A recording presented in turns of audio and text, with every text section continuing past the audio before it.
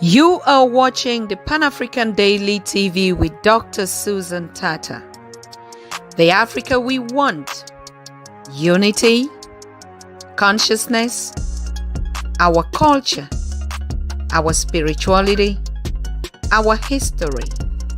One Africa for Africans worldwide. Motherland's calling its diaspora home.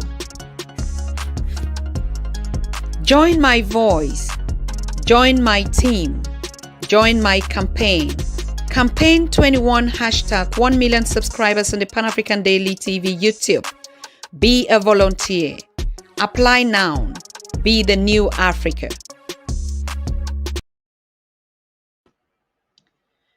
So we are live on the Pan-African Daily TV this evening, and welcome to all of you that will be joining this conversation tonight. We want to touch base with our young people on the continent and their activities. You know, we've been so focused on us elders talking about projects in the diaspora on the continent. We've been talking about the situation in Ethiopia. We also been talking about holding conversations on the situation in Sudan, and a lot of other things that put water and other things that have been going on the continent and in the diaspora. But tonight we want to actually touch base with the young people, those that have been actually active, also putting up some structures out there like ACO, you know, the Africa Continental Unity political party, that's it.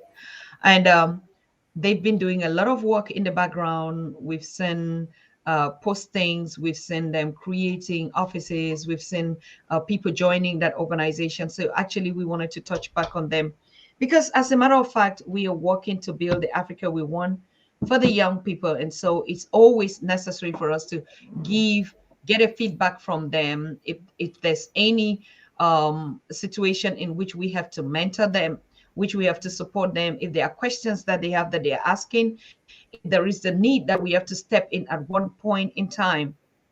So I want to thank all of you that would share this link so that we can connect and begin to listen to what our young people are doing on the ground. It's also a motivation for us to know that we're just not working on ourselves. We're not just speaking to ourselves. We're not just wasting time here, like a lot of people would say, but we are actually on the ground. And so I'm sorry.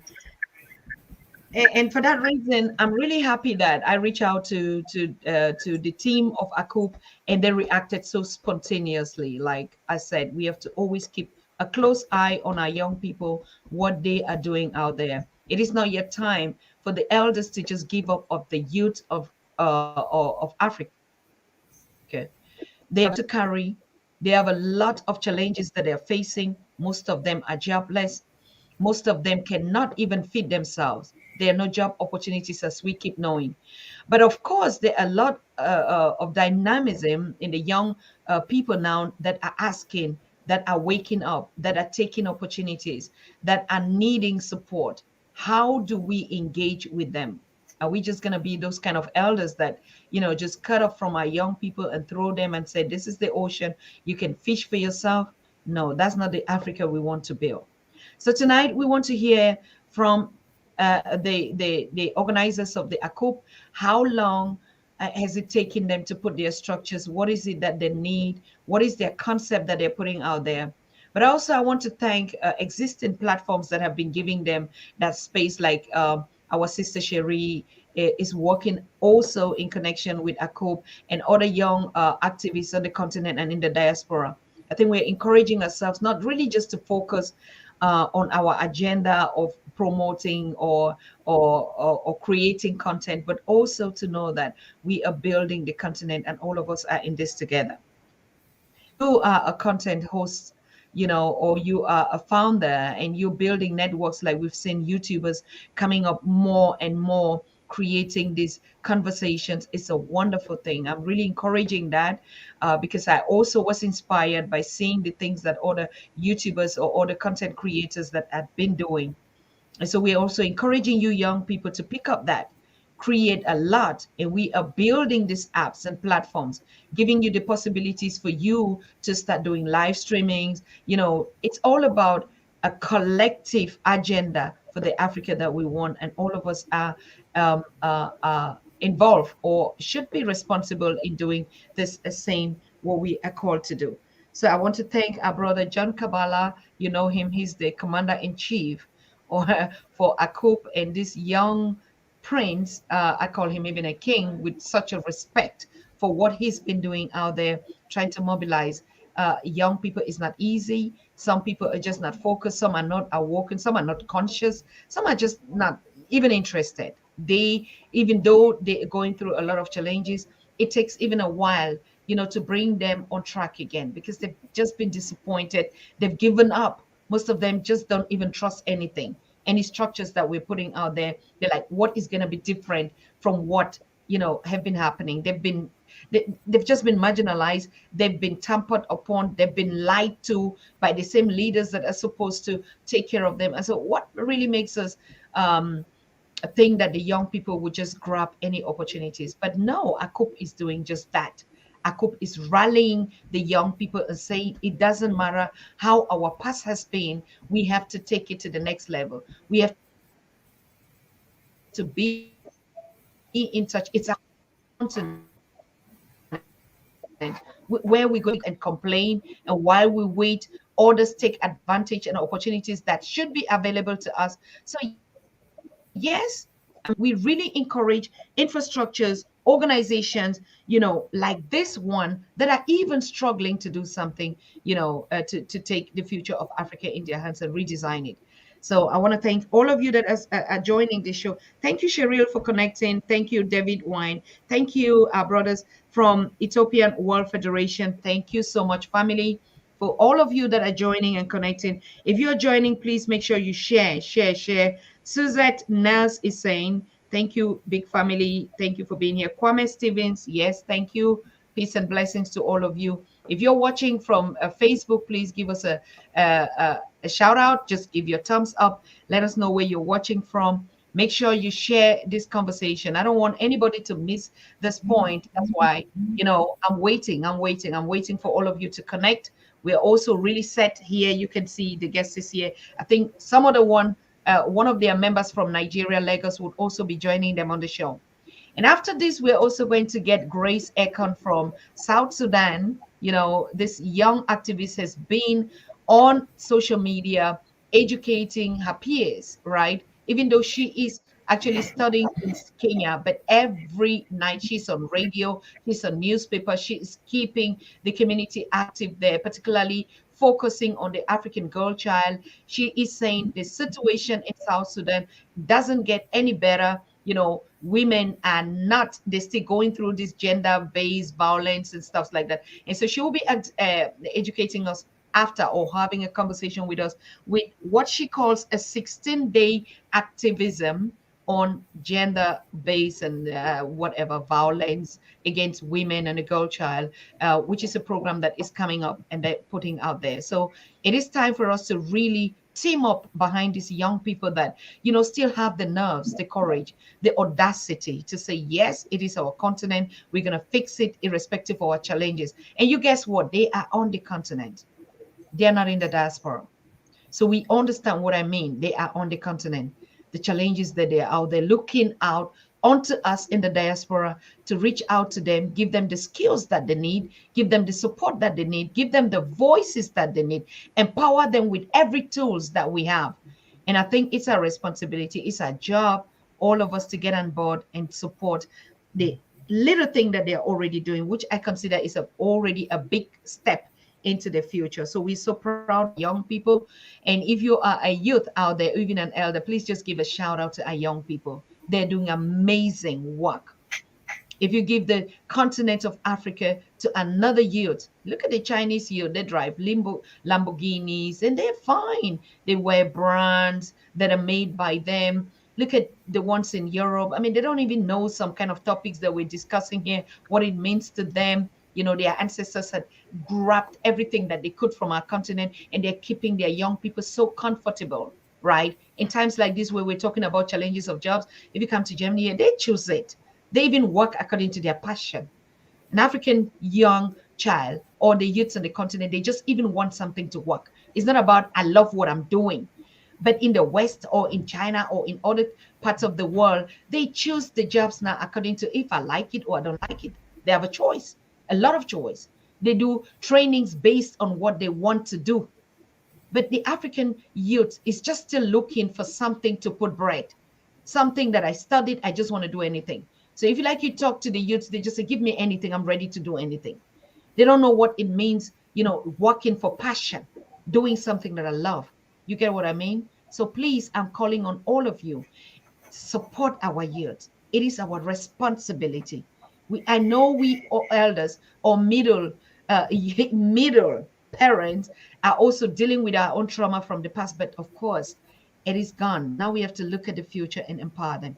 So thank you. I'll be going back to my studio because I see my guest is really comfortable there, serious young guy.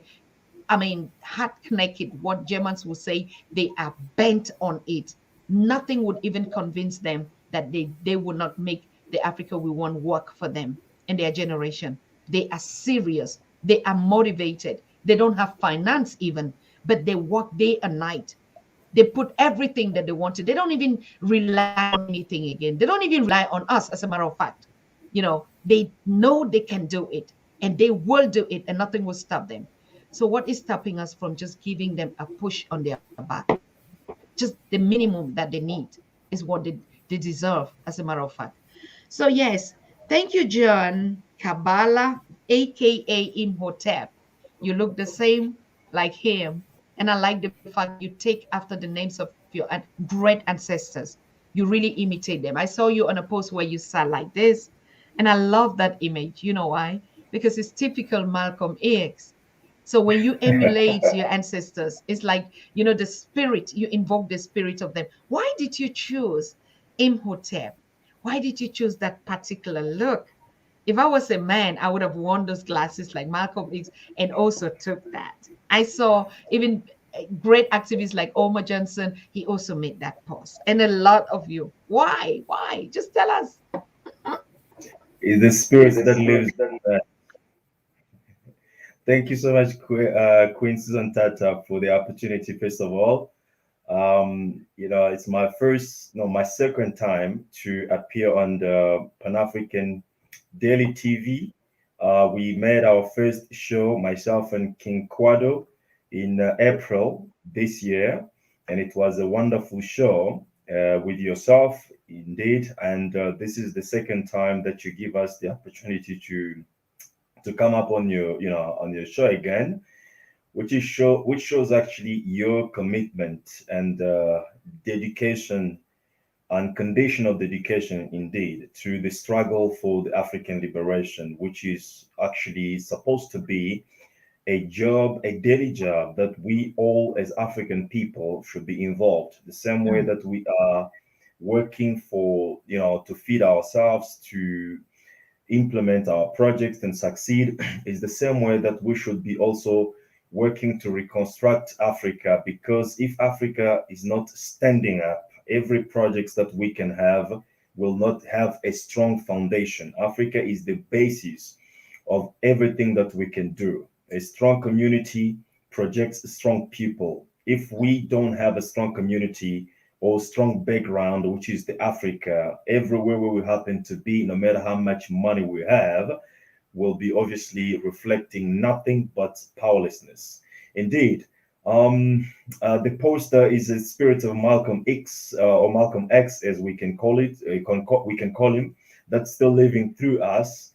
And the reason why I chose the name Hemotap is because we're whatever educational system we go through, whether you study, medicine or you study philosophies, we come to worship or we come in touch with Western philosophers, Western thinkers who have been worshipped in most of our activities in terms of education and stuff like that. So that obviously erase the names of some of our greatest our ancestors who have done great things in the past in a way that many people today they don't even know. When you talk about Imhotep, when you talk about Tao, when you talk about Akhenaten, when you talk about all these great minds, they are not known in the African continent. So the only way to maybe bring the story in the reality so that we can obviously re-question ourselves in terms of what we have learned, what we have embraced,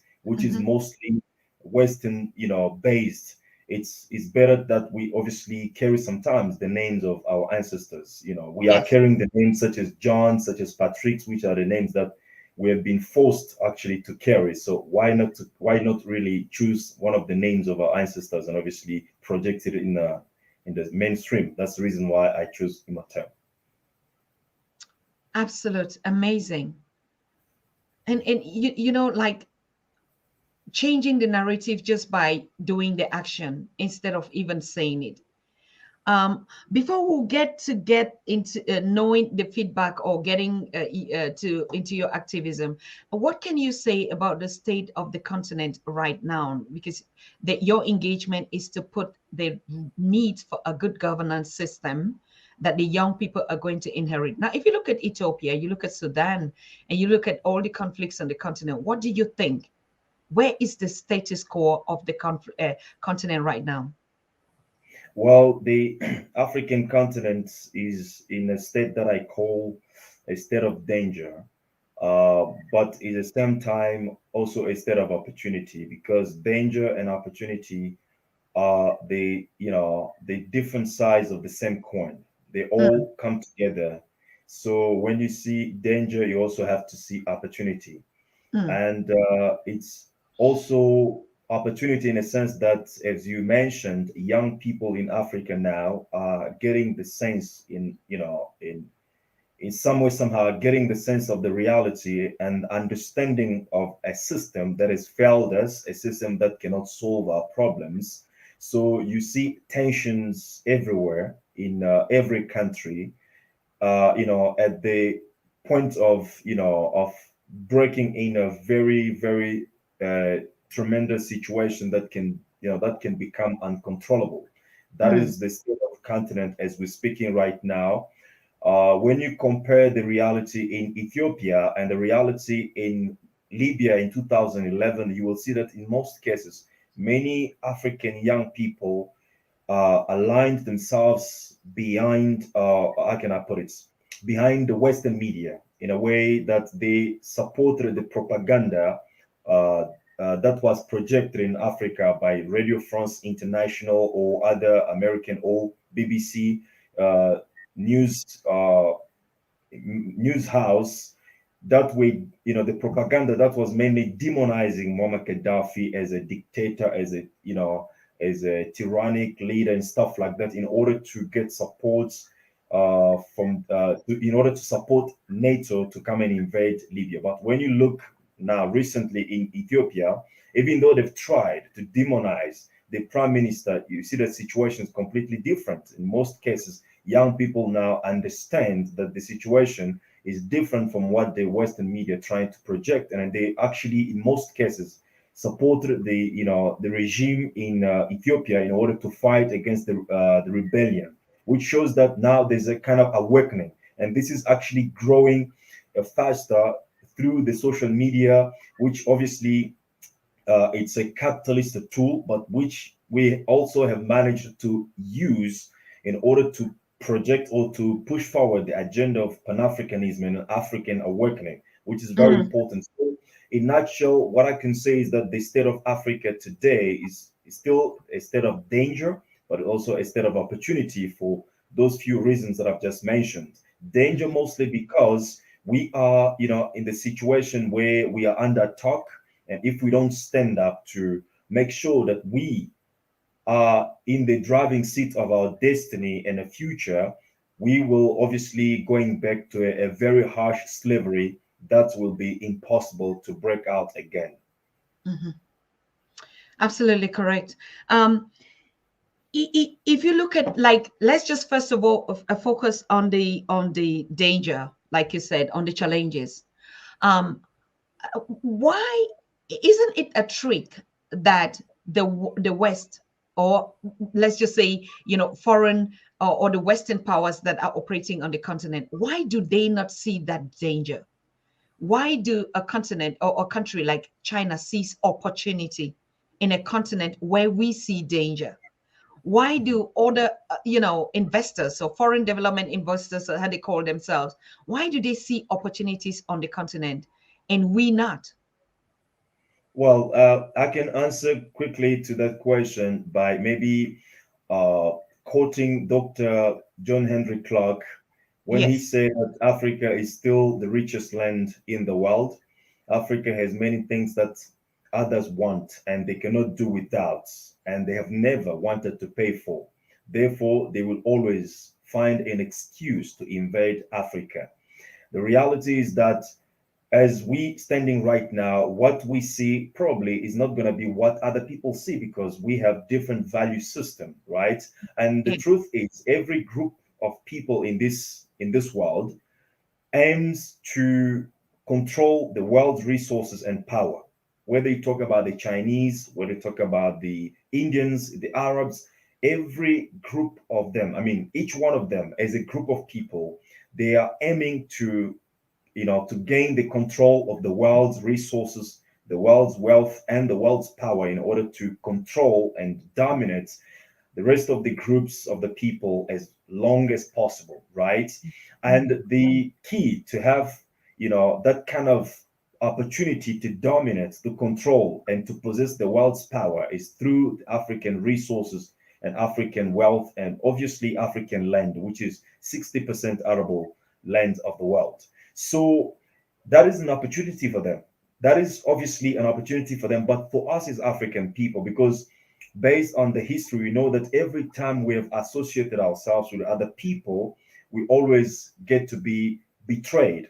We always get to be somewhere, somehow stepped in the back by the people that we trusted. We trusted the Arabs, they did the same thing. We've trusted the Europeans when they came to Africa as guests, and we welcomed them as a guest and treated them as such, but they had to stay in Africa as conquerors. So that's when we look at the coming of Chinese and the emerging of the China to, in Africa, in the world's paradigm. Obviously, it's an opportunity for China, but it's the danger for Africa because they may come as guests or as as a business partners as we consider them today, but in 100 years to come, we don't know exactly what will be the new religion for African people, what will become a new language of African people, and most importantly, we don't even know what will become new names that our kids will carry because now we are Jones, we are Patricks, we are maybe in the future will become Xinjiang and all these kind of Chinese names. So that is where we see a danger. And most importantly, the danger is because now America doesn't allow China to take over, while China is now aiming to take over. And the truth is, the so-called superpower nations, who are called the developed nations, have reached a level where they are saturated and they cannot develop any further, significantly, so to say. So in order to keep the status quo of the power, they have to keep other nations who have the potential to grow, they have to keep them in the conditions of underdevelopment. And that is what America wants to do with China, to keep China underdeveloped so that she can stay always a superpower and the world developed country. So, but China on her side, she's also trying to develop. She's also trying to build all kind of weapons that can obviously allow her to be sustainably developing and challenging to America. So the question is, where do you think that battle will take place? Because Africa is the only key to these superpowers, because we have, what they want, and what they cannot survive without, and what they don't want to pay for. What do you think will happen to Africa? That's the reason why it is a dangerous situation for us unless we have the capacity to defend and protect and even to attack those who come, with threats against us. So therefore, it is a danger. Is a dangerous moment for us, and it's also a moment of opportunity because um, in the conflict between themselves, we have, at least we can find a gap that we can use in order to implement certain strategies that can rebuild Africa as the global power base as we want to bring it to become in the 21st century. Hmm. Um, you are the reason that make us work and sit up. I mean, we started in the beginning with Osman Touré, and we said a lot of Osman Touré's is still a lot more as only on that continent, and even the young people out there. And you started with that vision. You're more than that, and you put a coup and you rallied young people because you already identified this danger, isn't it? So tell us about a coup and where it's going. Give us feedback about the activities and what is the way forward. What is it that you're actually working on now? How can we support? I mean, my own support. You can always come back here anytime. We would give you the platform. That is the reason why we're here. We're the voices of Africans worldwide. Any African that has an aspiration to build the Africa that we want, that has the spirit of Pan-Africanism, that is just looking forward to contribute in her own or his own little way, you have the platform. The Pan-African Daily TV is for you. Go ahead. What is ACOOP doing right now? Thank you so much, Queen Susan, for your wonderful work indeed. And ACUP, or ACUP as we call it, the African Continental Unity Party, is briefly a kind of anecdote to the Berlin Conference, as we know it brilliantly, and we know the consequences of the Berlin Conference, which is the balkanization of Africa into small group or small pieces and small groups of people that can be controlled and dominated. Mm, So we have been operating in that paradigm for a long time. If we are from DRC, we will be trying to solve what we think is our own problem from the Congolese problem. If we are from Nigeria, we'll be thinking that we are the greatest one in Africa. We have our own challenges and we can solve this. But one thing we need to understand is that as a Nigeria, Ghana, Congo, or any country in Africa, we are facing what we call imperialism or the white supremacy. We call it the global white supremacy. And none of these countries that I've just mentioned, none of these 54 countries in Africa has no power or capacity to resist against 600 billion US dollars military budgets, because our budgets, the last I checked in 2016, comes up to 42 billion US dollars for the year 2016 for the whole continent of Africa. Now, when you compare to 42 billion of US dollars to 600 billion of the US and maybe 200 billion of China, it has no comparison. There's no need to make comparison. However, we still operating this dynamic or this paradigm of building our individual or our national defense system, which is somehow ineffective, but we don't just understand it. We've mhm, been trying these individual solutions for a long time that are not really effective.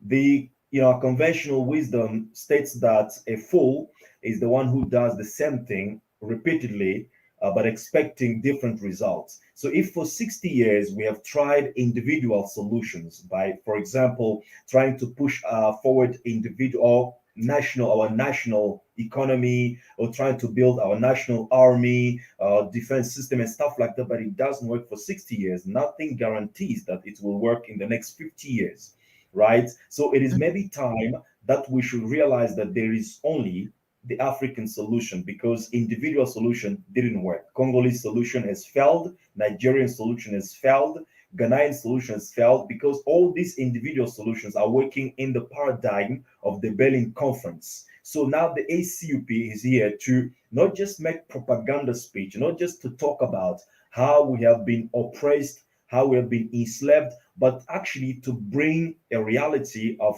working now, a pragmatic agenda of how can we move from here, working, mhm, not talking just, but working and doing things together collectively in order to challenge the status quo that has been imposed onto us. That is what the ACP stands for, the mhm, African Continental Unity Party. And the mhm, vision that we have as we explained last time, is to rebuild Africa as the global power base. Why? Because once in the past, Africa was at the center of global reality or global politics or global dynamics. In other words, Africa was the global power base in the past for millennials. And we have been in the situation of slavery and colonialism only for a few hundred years, right? So it is possible that we can rebuild Africa because we still have what it takes to bring, to give to Africa the dimension that she has lost. That is mm, what the ACP is right here to do, to rebuild Africa as the global power base. And when you consider the situation of Africa closely, you will see that in most cases, many Africans are into churches, trying to pray for blessings, trying to pray for different things. But when you look at Africa, what we don't need blessings because we have all the wealth, all the resources that we want. In Africa, we don't even need to pray for food because we have been given 60% of arable land in the world. In Africa, we don't have to pray for, I don't know what can we pray for weather. We have oxygen, we have forests in Africa, we have everything. So the one thing that we need to be longing for as African people is the power, because power is the essence of life. If you are powerless, you will be always going to be dominated and mistreated, as we happen to be, treated, whether you are in China as African person or in America or in Europe. You are treated, like a, like a subhuman, so to say, because Africa itself as an entity is still powerless and doesn't reflect the power that can obviously inspire respect to other people, to respect African person wherever he is. And that is because Africa has not the power. That's what we say. So the only way we can change our situation is if we give to Africa the power that it needs.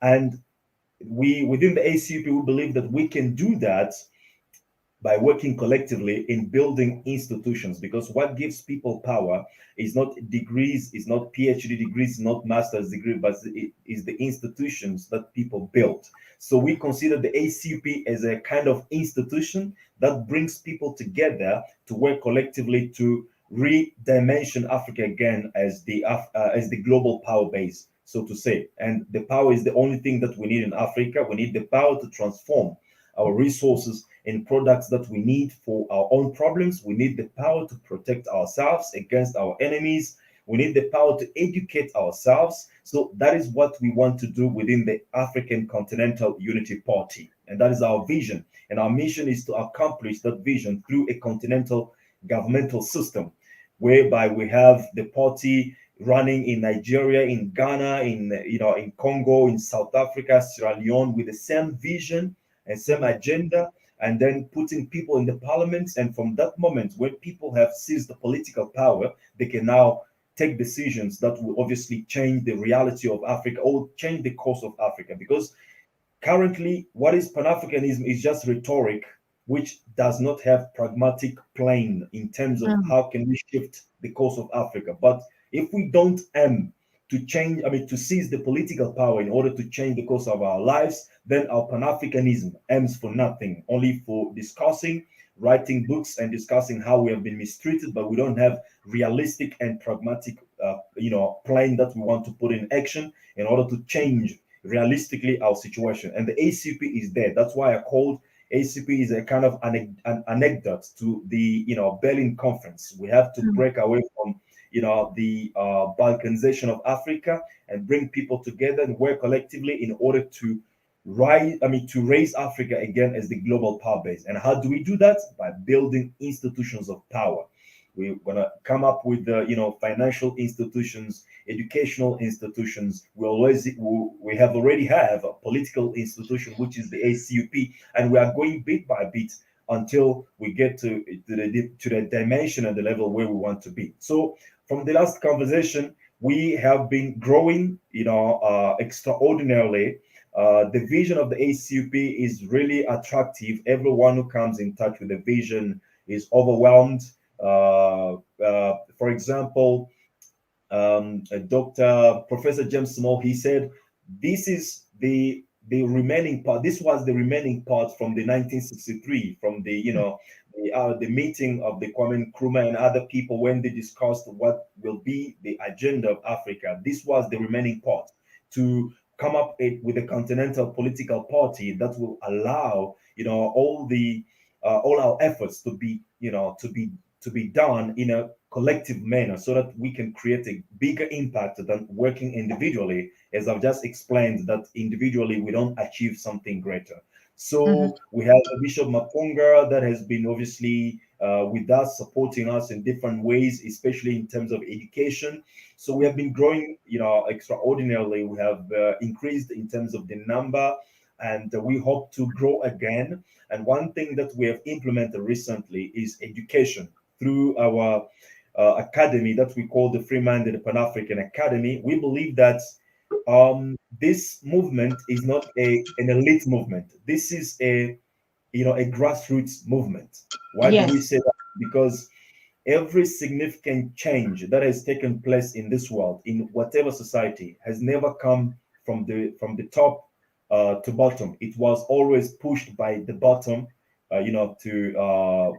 was always pushed by from the bottom up. So to say, it means it's only when people at the grassroots level gain the consciousness of their reality and begin to work together, then they'll be able to change their status quo. So the ACUP is not an elite movement; it's a grassroots movement, and we call this a true Pan-African, true African Union, because African Union is an elite organization in most cases, and we know that when the elites come together and discuss, they firstly discuss about things that concern their themselves, things that obviously concern how they can keep their power and domination over the masses. They don't firstly discuss about the problems of the masses. So Mhm. this is the opportunity that us as the masses, we can now come and discuss how we are going to change our reality, and through our unity and collectiveness, we'll be able to do this. That's why we call ACUP the New African Unity, the New African Union, to be more precise.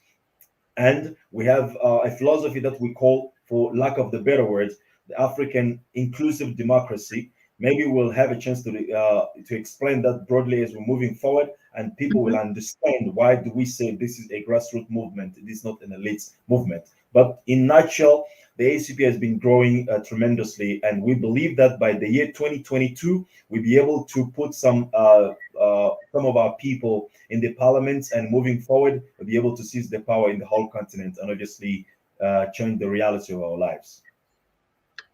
Amazing. Honestly speaking, kudos to you guys out there. I mean, hearing you now for the second time on ACOP is totally exactly what we're saying, that spirit of revolution of fighters. You actually know what you want. You're putting exactly what you want to achieve, with the knowledge. I think Uche is in, but tell him his camera is off. His camera is completely off. We can get him into the lobby. He's in the lobby, but we cannot see him. So I don't know, Uche, if you're hearing us. No. And so I think you have to try again. Just keep trying. Check your camera, because you're right there. We can see you, but your camera is off. It's impossible. If we bring you live on the show, nobody's going to see you. Anyway, yes, the young lion Kabbalah is very impressive. That's what David Wine is saying. And to be honest of you, to be honest, you are very impressive. Not just impressive in terms of being eloquent and charismatic in the way you speak, but you're really immortal, to be honest with you, or Malcolm. Imagine both combined, your speech, your language, your body language. You are certain, you know what you want. You're leading in terms of communication. I mean, you are precise. You know what the challenge is, and you exactly know with what tools you're going to bring this. And I think this is a very impressive movement. And like I said, we are putting an eye to look at where you go, how you go. So now tell us, how can we be of help? Well, I think this is something that every one of us has to consider, that is his own duty, because in most cases we have been manipulated, we have been Mm, lied to, and most importantly, we have been dominated, because we handed over the responsibility of our future to a group of people to make decisions about our lives and to dictate what we have to eat, what we have to, to wear, how we have to eat, how we have to study. However, we they gave us only an opportunity to go and elect, and we thought that is all that we have to do for Africa to change. So I think that narrative has to be changed by understanding that we don't, if we become the member of ACUP, or anything that we do towards ACUP is not helping a group of people to gain the power in order to dictate, our future. No, this is helping ourselves, because in Absolutely. this movement, as we said, there's no a leader here.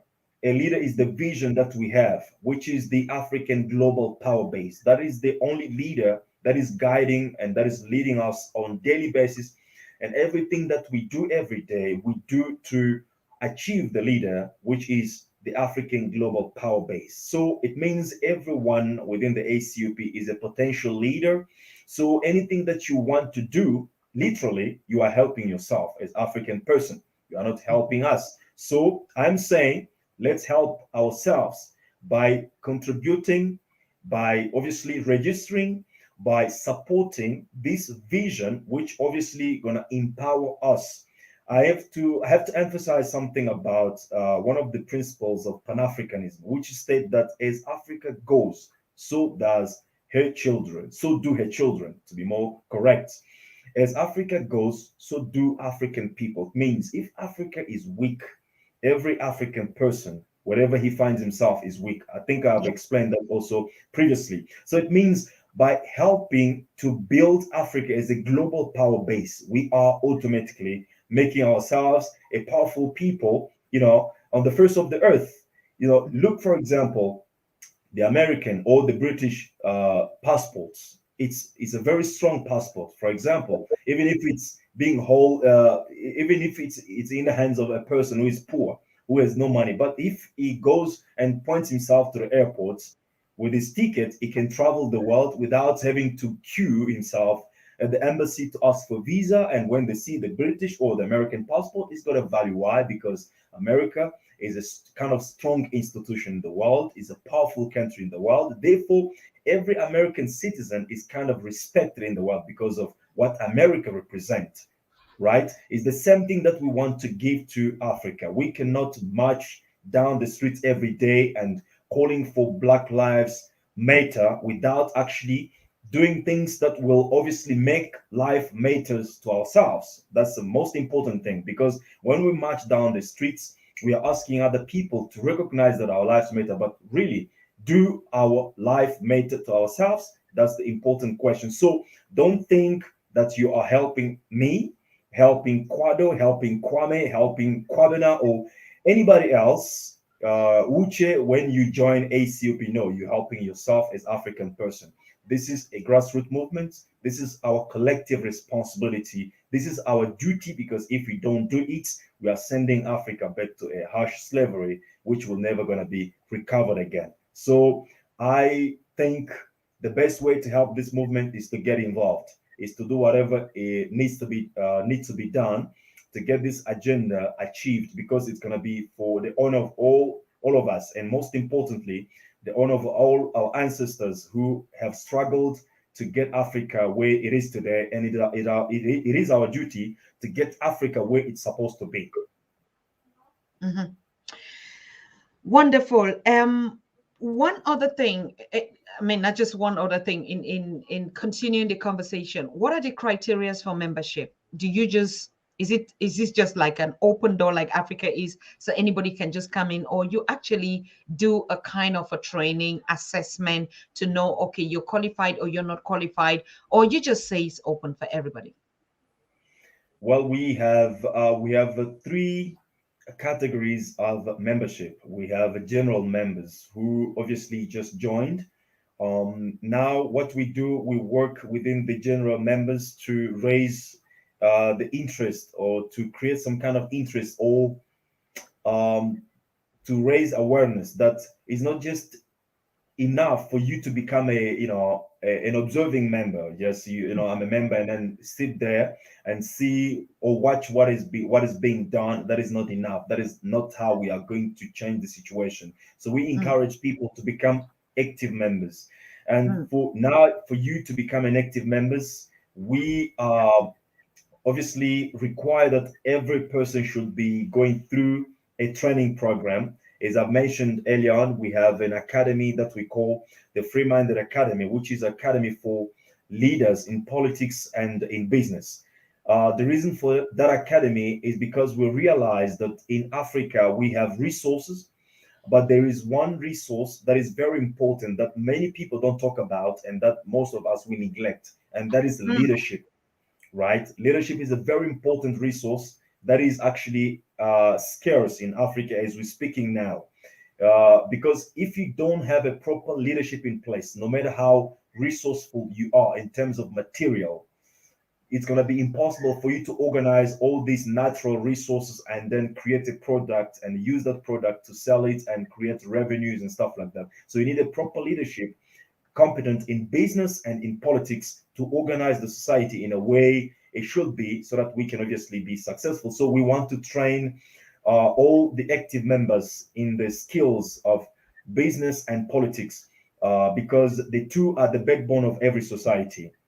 In mhm, society where you have leaders who are more inclined into politics but they don't have knowledge of the business world, is a society where people or those leaders will make all kind of projects for development, but because they don't have business mindset, they have to run to China, to Russia, or to America, or to IMF to borrow money in order to implement those projects, and that money in return get paid with the blood of the poor, right? Or mm, get paid with the plunder of the African resources. The situation that we see right now. Recently, there was a rumor such as the airport of Uganda was going to be taken over by China. Why? Because Uganda apparently has defaulted in the repayment of the loan. Why? Because we have used that money without thinking about business wise, in a way that running a nation is the same as running a business enterprise, whereby at the end of each year you must declare profits.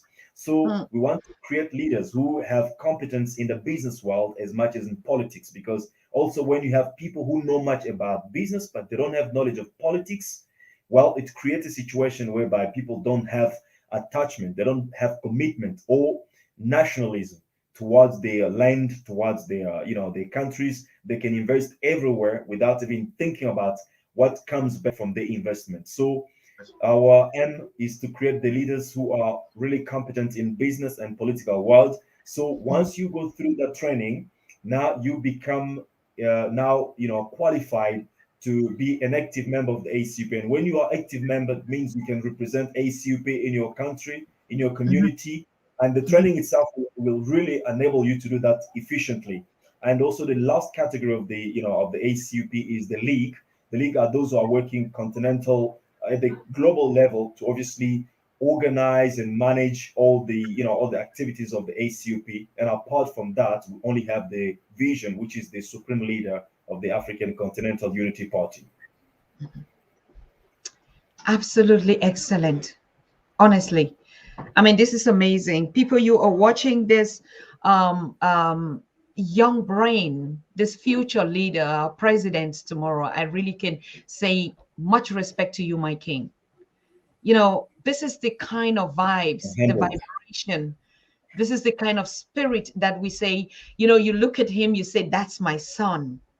You know, that's the kind of generation that we maybe have failed as elders or parents, and the young people are saying we will make you proud of us, and so they're going ahead to do it, and you can sit back like a parent and say, that's my boy, I'm proud of him.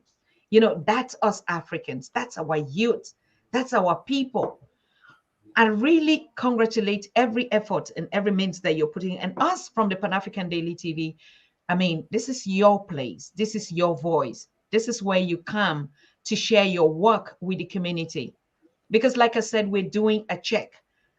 You came here, we had the discussion. I reach out to you and say, hey, you need to give a report. And we're calling on all those organizations, and most of the organizations that were inspired by the Pan African Daily TV when we started. There are thousands of them out there. Bring your projects back to the platform so that we assess it. We listen to you. Your audience is watching. Your people are watching. There are a lot of investors that are watching. When we say investors, we're talking about our own people that are looking for where to put their money, that are looking how they could develop this continent, how they can support. Not all the diaspora will relocate to the continent, but there are a lot that are just saying now we want to trust this continent again, we want to trust where we're putting our money. The Pan African TV brings this kind of voices, this kind of projects, this kind of young people with a bright future, youths that are ready to brace it up and say we would fix it, even though we know the challenges and the pain and even the situations we have to go through. We refuse to be called beggars. We refuse to be called a continent of the poor. We refuse, like he said, why do we pray for things that we already have? Ain't Jesus or God tired of listening to you, Africans? I give you everything. I've given you land, giving you minerals, giving you people, giving you everything that you want. And you still come every day, bother my ears. I have work to do. Do you think that's what you're trying to tell our people? Of course, indeed.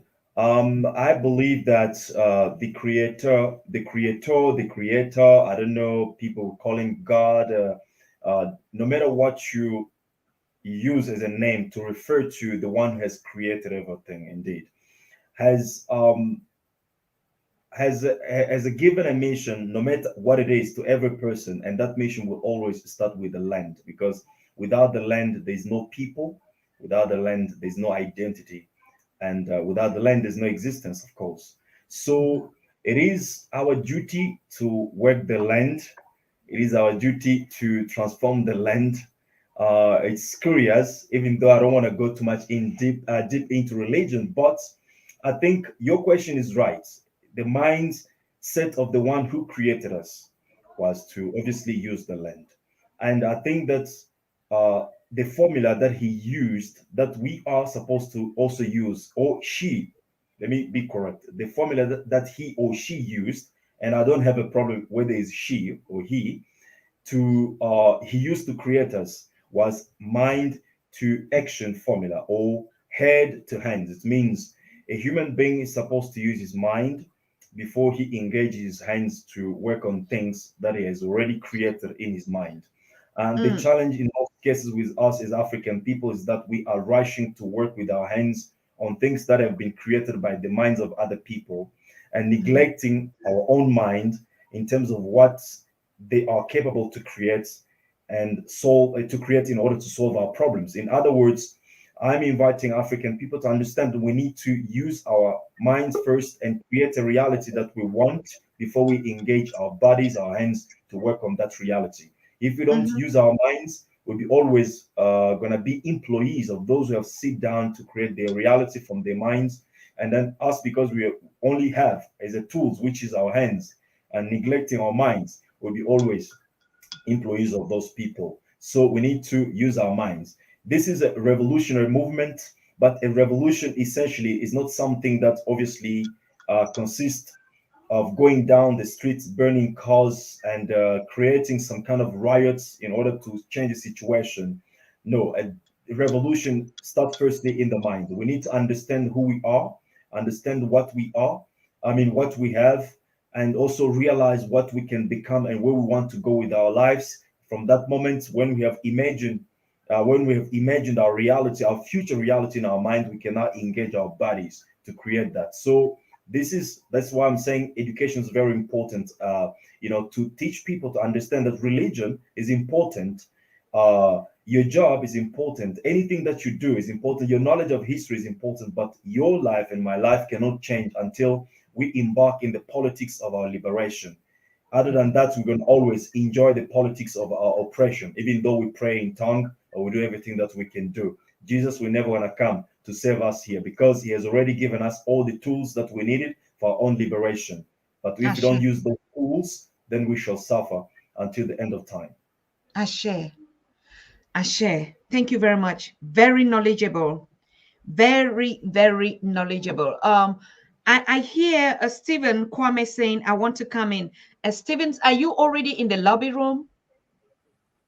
Or if not, do you want the link? I think um, uh, Kabbalah can easily send you the link for you to join us on the conversation. I see you writing the comments there. I want to thank those that are supporting this show. I mean, this is one of the times where you really see people recognize your work, they engage in it, they are thankful that you're doing such things. And really, because do not worry, put your funds where we are. We would make good use of it. Trust us on this. I mean, all the people that are coming here to converse with us, you can already see it's a collateral for Pan African Daily TV. If there's some reliability, you judge a platform like us from the kind of guest, and so you know that whenever you put your support here, it is going to go right in that rightful place where you want it. And not even that, we are just even coming up, like I told you. I know if my brother was on the show now, he'd be like, this Susan, you're going to talk about conferencing for 20 times. Of course, we've not even started that communication on that, because we've developed a tool for the young people, for people like Kabbalah and his party, and the Continental Party for all Africans, where they can use to create the Africa that they want. And that's the kind of support that we're talking about. It's not just sitting, yes, we are hosting, but and so what? We give them the voices, we need to give them the farm, the tools to use to farm. And so we created this Conference in Africa app where young people can host their meetings, they can stream live, they can create content, they can create short videos to promote, because it's all about a cook can be here, very good goals, good everything. But if you don't know it, how are we going to get engaged? Look at how disconnected we are. Do you know intentionally Africa has been blocked? That even a very important aspect why we even created conferencing. It wasn't even about hostings.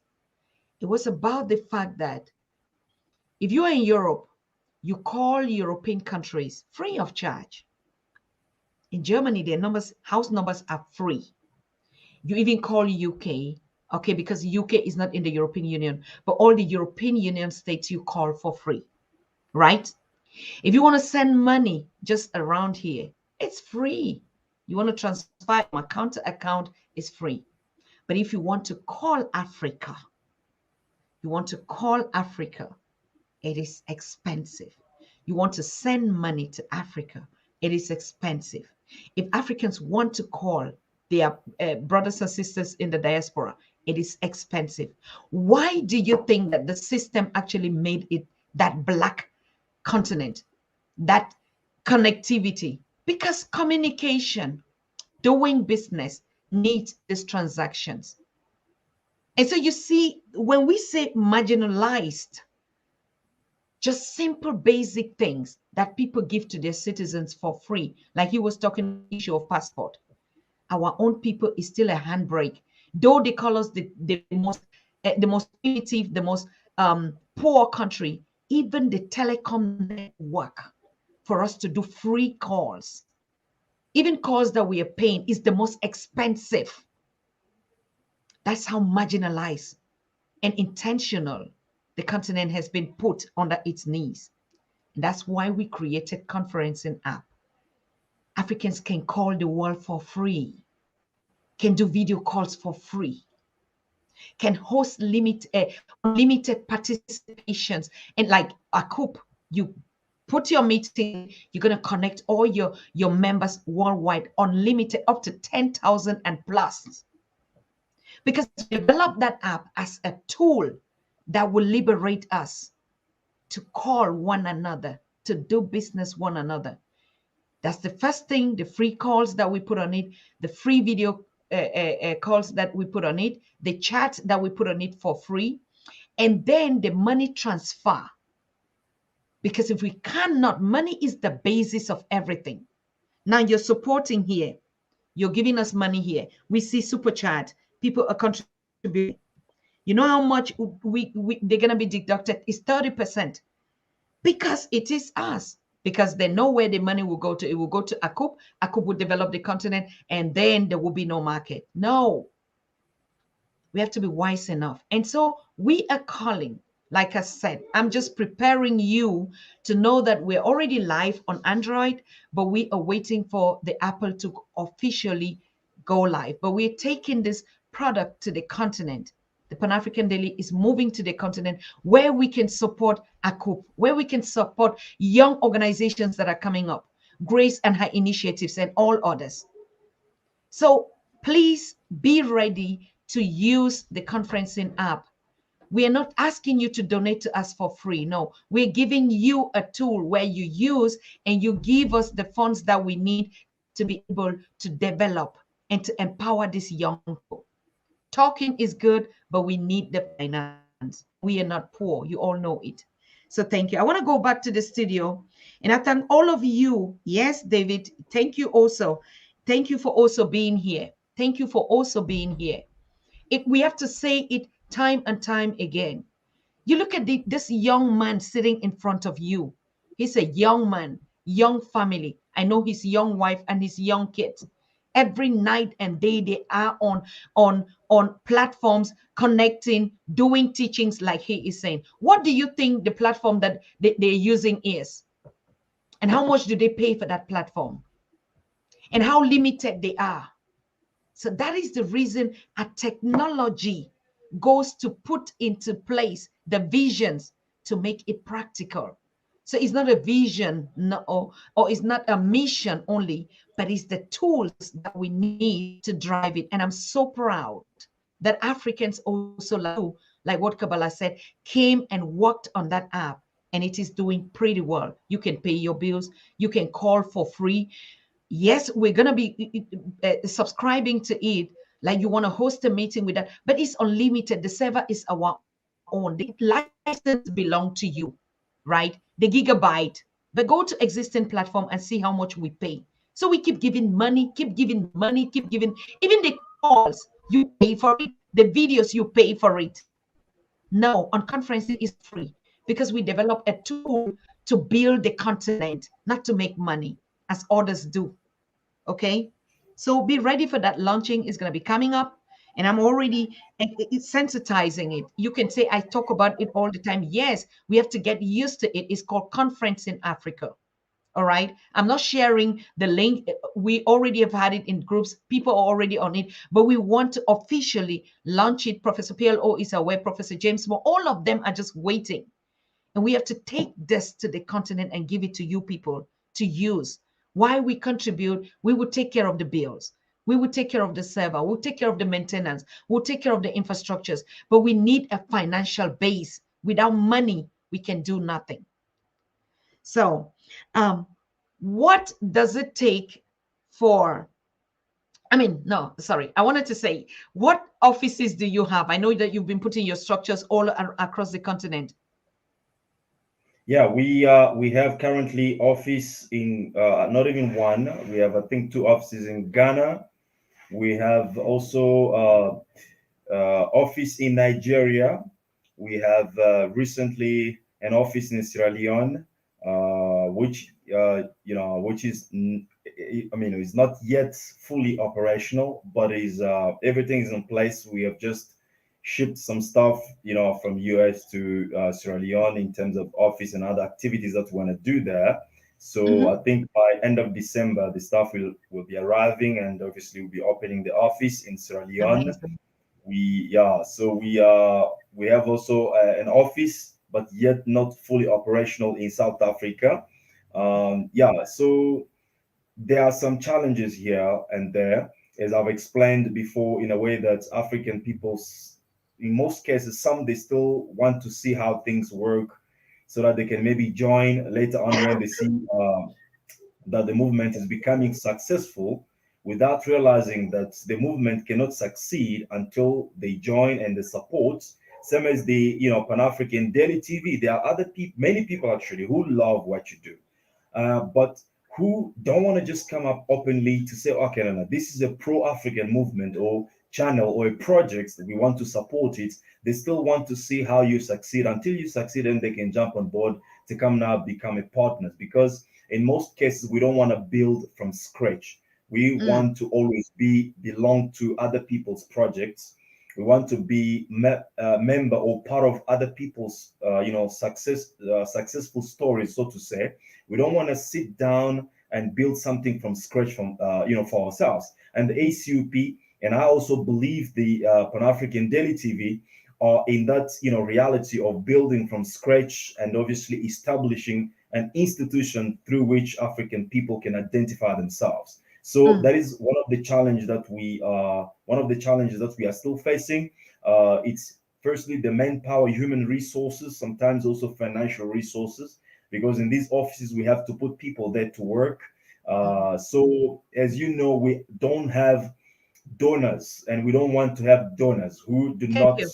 have our agenda, do not look like us. We want to tap in the membership fees of our members, which we can use to, to fund ourselves. And apart from that, we also want to come up with some kind of business initiatives that can obviously bring incomes to the party to support what we do. We have funded, we have invested recently in a project that we call Ubuntu Solidarity app. Is an application that will be downloaded, on all the smartphones or on the platform, so to say. It's an application that allows you, wherever you are, to invest in Africa. For example, when you go through the app, you will see the opportunity of investment either in Uganda, in Angola, or wherever we are. Is if it is a land, you will see. If it's a real estate, you will see whatever opportunity that will be there, and you will invest. You'll be able to monitor your investment, how it's growing, and whatever the return that you can make from that. So we have all these initiatives to create our own, self sustainability in terms of finance, because we Mm. don't want to be funded by third parties that will obviously dictate what we do, because the hands that gives is the hands that control, and we don't want to be controlled by anybody. We want to be accountable to only African people, because those are the ones who we are serving. I share. That is it. I mean, it's a broad-based economic system that every community have actually developed through that way. I take the very clear example of Germany. We can say everything about Germany. It is the fact that yes, we are where we are because of Germany. But Germany grew from an economy, went through, all nations had their own, as we know. But if you look at, there is a system here where the young people, you have to sacrifice a year called solidarity here in every system before they rebuilt their community to own a strong economy that you see today. All families, people of Germany, you had to sacrifice what they call 1 free year of social services. So when the young people grow up, even when they go, before they go to study in the university, you have to do this 1 free year. It is okay, you can go out to gain experience or something in social, but you have to work in, social places. So you give your services to the government for free instead of the government employing people, pay them, wages. No, every citizen, it is mandatory. And I think that is a system that we have to gain. To build our own things, we have to start with what I call a free will kind of thing. People that are passionate, because when you build something, you own it. When you become a part of it, that's why we're also creeping at these steps, going to where we are going with the Pan African Daily TV. We've had a lot of investors here. Even Chinese people have reached out to us and want us to partner with their TV station. You get that? They have the satellite. Sure, you don't have any. Russians, which kind of partners haven't reached out to us? Of course, we're doing a tremendous job. But you know what? They will want to buy that market share, own it. And that's not what should happen. They can buy your voice, they can buy everything. So I appreciate that. And that's why I'm saying exactly you are on track. It doesn't matter how long it's going to take, but you are on the right track. If every other institution, movement would adopt this policy to say we have to create means to raise funds for organizations. Like we say, we have the conferencing app, we're going to give it to you. This app is not only for you to use, but you're going to make money out of it. Young people, we want to create at least 50% of jobs with this app where they can take They sell the app. Like if people subscribe to it, you get a commission on it. And in as much as you sell it, that's how you make money for yourself. So every tool that we are creating is always in the focus of how do we elevate poverty from our people. It's not just empowering them. So we don't only play the role of media to sit here and host guests and to share information, but we are creating platforms that are sustainable, where African children will own it and be proud of it and live from it and create jobs for themselves. What much more can we ask for ourselves? We tap ourselves. We put a tap on our back. And you can also do it, my king. You are doing a beautiful thing. Be proud of it. Yes. So I Thank think you. we'll be rounding up to take, yes, um to take the next guest that will be coming, our princess from South Sudan. But then we just want to know, what is the way forward? What is Akub looking up to? I mean, like I said, I'll be joining you on the continent, and really, don't worry, people are not registering now because they still think you're irrelevant. Let Pan African get on the continent. You see how we make every institution relevant, and Africans will be running to be a part. That's our duty. Mhm, Okay. mhm. So, Yeah. yes, way forward. Yeah, beautiful. Way forward, we are working on putting the ACUP in the electoral list in Ghana for the year 2024 elections. Okay. Yes, we'll be running for elections 2024 in Ghana because we are busy now building in terms of complying to all the requirements of the Electoral Commission. Mm, We are also looking into putting the ACUP in the French-speaking countries. We have a team working in Togo. We have a yes. team working in Congo, DRC. We also Mm, have a team working in Guinea. We are trying to train them so that they can get to understand exactly the picture, so that we work in the with the same picture. So we are very optimistic. We are growing. We have a lot of projects, developing underground and politically. As I said, we're going to put some of our citizens, African citizens, in the parliament in Ghana, in the Congo, in South Africa, in Nigeria, as we have office already there, and Sierra Leone, of course. So everything's going to be well. We are just praying to the Almighty or the ancestors to give us the power that we need to do this job. I know that every time when you stand up for your own people, you become the enemy of your people's oppressors. And unfortunately, in most cases, we have failed because we didn't show our people the true enemies. Because when we fail to show to our people the true enemies, our enemies, we show to our people that we are their enemies.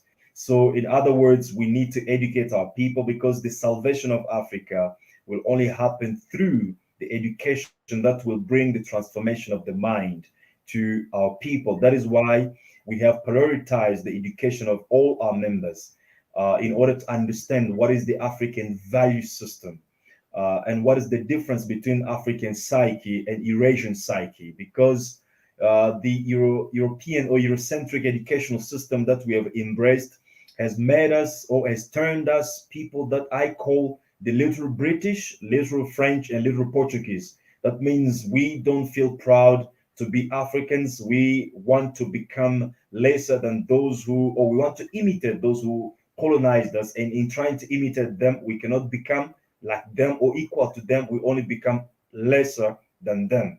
So that's the situation of Africa right now. And as I said, we have been, trying to find individual solutions depending on who colonized you. mm, Those who were colonized by the British, they trying to pull Africa towards Britain. Those who were colonized by the French are trying to pull Africa toward, France. So in other words, Africa being obviously scattered all over, but we're trying now through this vision to pull Africa in the same direction, which is the direction that our ancestors okay, we're going through, and they've managed through that direction to obviously sustain civilization for many years. to build empires for many, many years and to build strong societies, obviously for millennials. And that is Mm. what we want to give to Africa, at this moment as we are going towards the end of 21st century. Because if we don't aim for that, that means we are, I'm repeating this for the third time, we are now heading to a situation whereby we might be not able to survive out of the 21st century. So this is a very important moment that the African young men, African young women must understand and join the party so that together we can build this. Let me finish by saying something that is very important. We, the millennials, we are a key for what Africa has to become. We don't have to cry for what our fathers did or did not do, and we don't have to bring this responsibility over our children, because we are the only generation that have seen certain things that the past didn't see and the future will never see, and therefore they will Okay. not gonna be able to change what we are able to change today. And what I hear. am I talking about? I'm talking about the two things very important that we've seen as a millennials. The first thing is a technological change.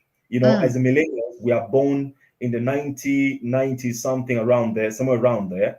We have been able to live in the world where there was no technology, where there was no smart TV, smartphones, smart cars, and smart whatever. It means if I had a need to come to you as Dr. Susan Tata, I was going to come to you organically, interact with you, fellowship with you, and discuss with you. And that was organic relationship that we saw as we grew up in the 1995, 1996, where we spent some part of our lives. So we are now living in a world where technology has taken over all the interactions of human Mm. beings, right?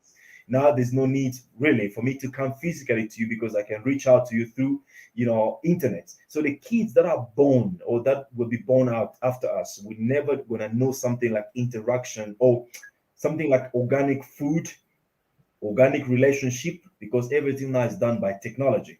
So we are the only one who can lay the foundation for a society that will be humane society, where the human value will still gonna be considered, or a society where human being is still a human being, instead of society where human being becomes a robot. Because these new kids now who don't know organic interaction, they are ready to take anything. They are ready to be robotized, to take microchip in their bodies. They are, in the name of modernization and democracy, they are ready to embrace any kind of relationship, to become partners with animals instead of human beings. They are ready for anything because they don't know what we have had a chance to see in the 90s, right? What our ancestors left for us. That's the first change that we have seen as millennials. Now, the second thing that we are seeing is that when you look in the past, nations all over the world were ruled by religious leaders who were called God chosen people. You can talk about the popes; these are religious.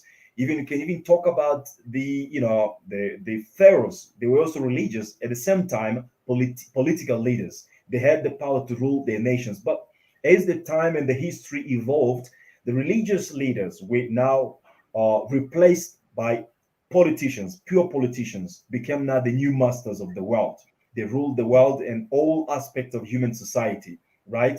And as we're speaking now, the same thing that happened to religious is about to happen to politicians, in a way that the new rulers of the world now, or from today, might become what we call the transnational capitalist class. It means the people who have money and have agenda of globalization, which in other words we can call it privatization of the entire planet Earth, to make it as a private property, and the people among them, the people within it. We have to understand this. It's very important. Politicians are now in the pockets of the money managers of the world. Eh? So in a way that they use what we call lobby, which is a corruption, formal and institutionalized corruption, in order to buy politicians, to tell them what they have to do, what kind of policy they have to implement, and how they have to implement it. This is very important, and we are the ones who can change this reality to make sure that Africa does not get to become a private property of the transnational capitalist class, but Africa remains a property or an entity belonging to African people. This is very important. So, how do we do this if we don't get involved? How do we do this if we think that by voting we are satisfied and we are complied because we've got democracy, because we have been given the chance to elect people that have been pre-selected by those who manage the world finance and the world economy? We have to understand these things, very important. That's why I said from the beginning that we are in a time of danger, but we are also in a time of opportunities. We need to rise as the masses. We need to seize the moment. We need to seize the opportunity to change the status quo by overthrowing the system in order to implement a system that we want, a system that speaks for the masses, a system that reflects our values as the grassroots level people, not the system implemented by the elites. Because everything that the elite does is for itself, not really for the masses. And we have to understand that we cannot change our society by voting. We cannot change our society by getting a good job. We cannot change our society by driving in a big car, because a Negro is a Negro even though he drives in a Mercedes Benz.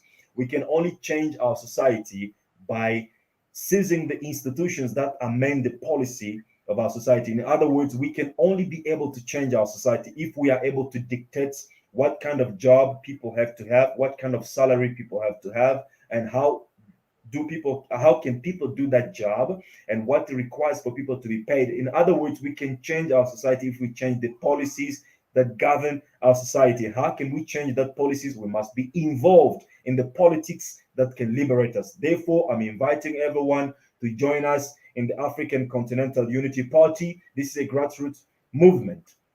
Let us join together our voices, our efforts, our intelligence, our minds, and our resources in order to transform Africa and to come up with the policies that obviously reflect our aspiration, obviously, in our dreams to see Africa great again. Thank you very much, Dr. Souza, for the opportunity of this evening. Thank you, thank you, thank you so much.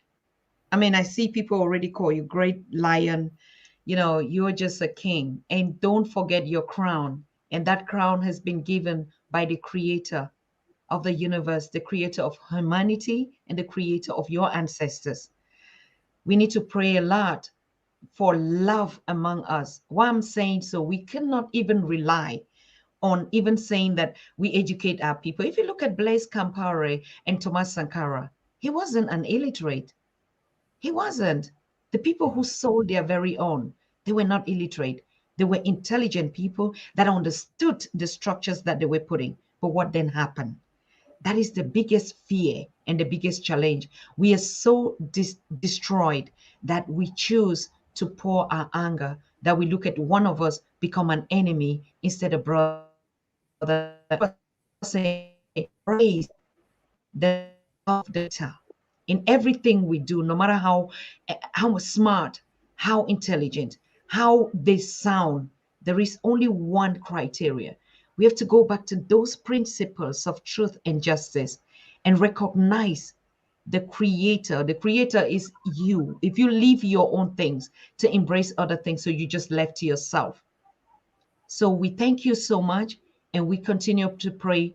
And like I said, love is the first criteria in which you would admit this. But like anyone can still say, how would you know? How would you know who is loved, who is not loved, who has loved? Because all of us are broken. We need a healing again. Why should we spill the anger on us? So I wish you all the best, all the support that you need from your family, Pan African Daily, that you see here. They're there for you. You know, it's not just you take now the bullet for us, you take the way, you take the stick, and you're going. But we just want to say we are behind you, and we are praying for you. Let love lead every intention of what you do, and let a brother become a brother and a sister, and not even the plans that we make can we rely on them. So thank you so much for being our guest. And I would like to have you again to follow up on the other programs that you're talking about. In as much as you put your team together, we are ready to go with you. Thank you. Good night and remain blessed. Thank you so much. Thank you, King. Thank you, Queen. All the best for you too. Thank you very much.